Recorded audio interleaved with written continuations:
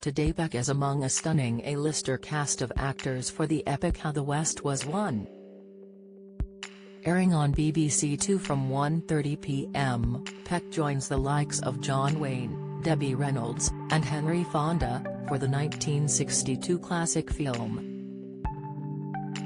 The story follows a family as they move west in the 1830s, to a promised new land, but encounter a series of difficulties as they go about their journey.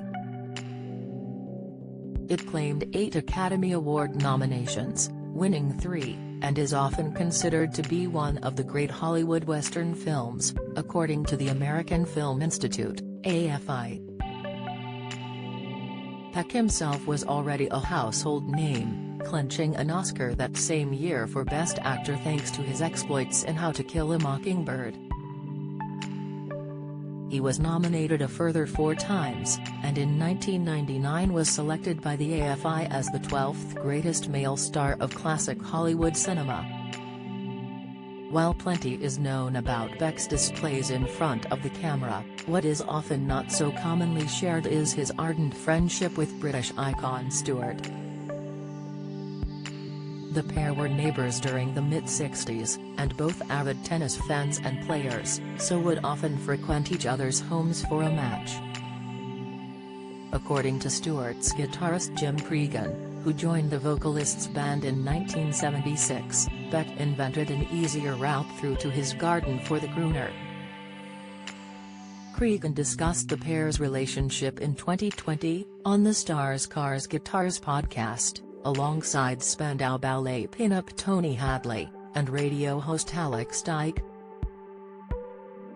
He described Peck as a great neighbor, who would welcome his friends next door round for a set.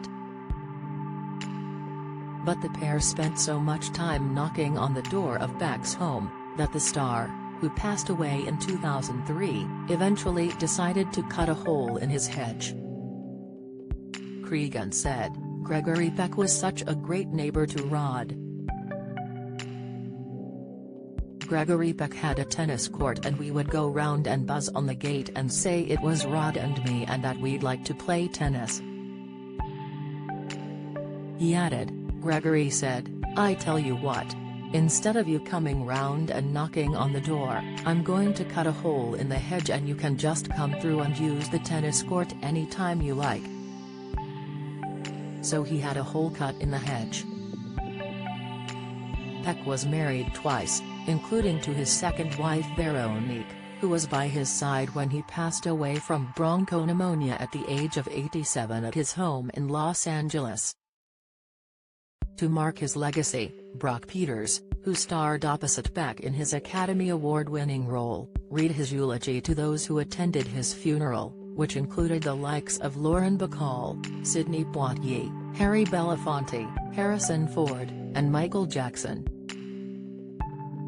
While a career as an actor was eventually where Peck ended up, he once claimed he could have ended up entering the priesthood. A devout Roman Catholic, Peck noted how in his later life he considered a career change. He said, "I am a Roman Catholic, not a fanatic, but I practice enough to keep the franchise. I don't always agree with the Pope. There are issues that concern me, like abortion, contraception, the ordination of women, and others." Peck was honored by then U.S. President Lyndon B. Johnson in 1969, with the Presidential Medal of Freedom. 2 years after his death, in November 2005, his star on the Hollywood Walk of Fame was stolen, but has since been replaced. How the West Was Won airs today on BBC Two from 1:30 p.m.